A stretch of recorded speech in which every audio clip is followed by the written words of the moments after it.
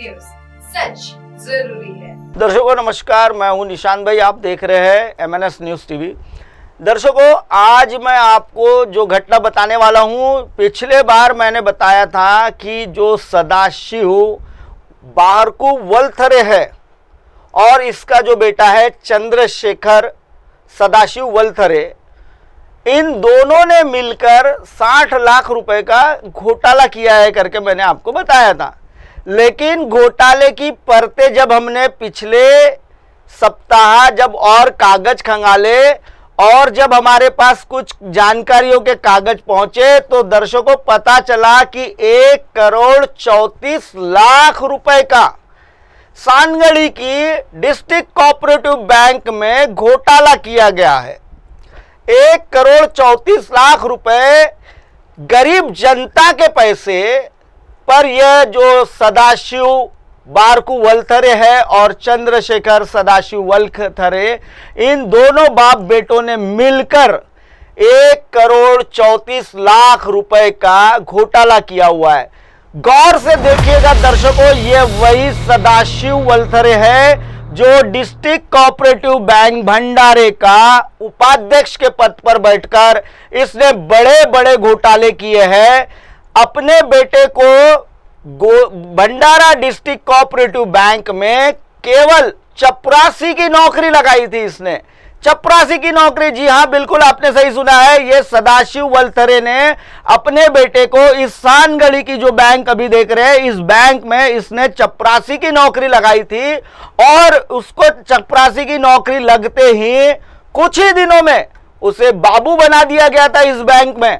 और बाबू बनने के बाद वो जब कैशियर के पद पर बैठ गया तो 1,34,00,000 रुपए का घोटाला सामने आया। दर्शकों, ये जो सदाशिव वलथरे है, यह डिस्ट्रिक्ट कोऑपरेटिव बैंक, अभी जो ये बैंक देख रहे हैं, इसी बैंक में उपाध्यक्ष के पद पर है।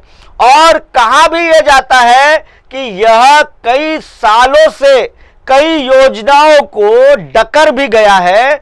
दर्शकों, आपको बता दूं कि 1,34,00,000 रुपए की रकम दोनों बाप बेटों ने मिलकर खाई हुई है। और जब यह मामले की जब लोगों को पता चला तो बड़े बड़े अकाउंट जो थे, जैसा कि सानगढ़ी में सिंधु टेकाड़े नाम की महिला का अकाउंट था, दीपाली टेकाड़े, SA निर्वाण, पुंडलिक ठाकरे और शेरवंता कांबड़े, ये जो अकाउंट बताए हैं मैंने, इन लोगों के अकाउंट में 5-5, 10-10 लाख रुपए की हेराफेरी थी। और जब इन्हें पता चला और इन्होंने शिकायत की, तब जाकर ये जो सदाशिव वलथरे, पिछली बार मुझे फोन पर इसका CVR भी मेरे पास इसका रिकॉर्डेड है और उसने मुझे कहा था कि मैं चंद्रशेखर वलथरे से, मेरा लड़का से कोई बात नहीं होती और कुछ नहीं होता, ऐसा कहकर उसने पल्ला झाड़ा था। तो सदाशिव वलथरे, आप मुझे और हमारे दर्शकों को बताने का कष्ट करेंगे कि क्यों आखिर आपने इन खाते धारकों के हाथ पैर जोड़कर इनके खातों में पैसे डाले हुए हैं। 1,34,00,000 रुपए का गबन किया गया है और उसकी जांच अभी पूरी हो चुकी है। मामला चुनाव के बाद दर्ज भी हो जाएगा, क्योंकि यह एक क्रिमिनल लॉ है और इसी तहत इन्होंने जो धोखाधड़ी की हुई है, आखिर इन पर FIR तो दर्ज होगी। कानून तो कहता है कि अगर आपने पैसा भी दे दिया है लेकिन धोखाधड़ी तो की है, तो धोखाधड़ी की तो सजा इन्हें पड़ने ही वाली है। दर्शकों, आपको बता दूं कि सदाशिव वलथरे ने लगभग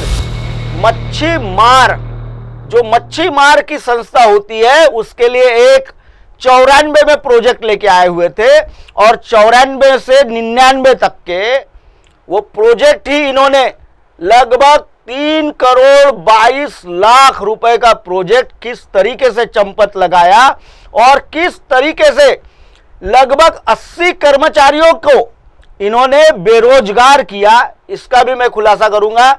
दर्शकों, कल देखिएगा इसी समय पर सदाशिव वलथरे का मच्छीमार संस्था का किस प्रकार से हाल बेहाल किया है वो बताऊंगा। बने रहिए दर्शकों MNS न्यूज पर। हाय, मैं हूं तापसी पन्नू और आप देख रहे हैं MNS न्यूज। आप देख रहे हैं एमएनएस न्यूज, सच जरूरी